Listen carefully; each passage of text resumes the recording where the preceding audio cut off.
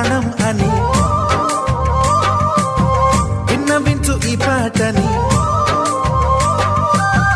నువ్వు నా ప్రాణమని విన్నవించు ఈ పాటని.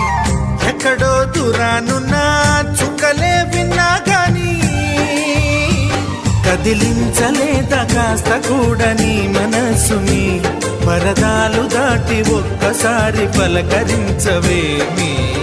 అందరినీ ఇలా వెంటపడి అడగాల సరదాగా నువ్వే ఎదురైతే సరిపోదా. నిద్రపోతున్న రాత్రి నడిగా గుటికి చేరిన గువ్వల నడిగా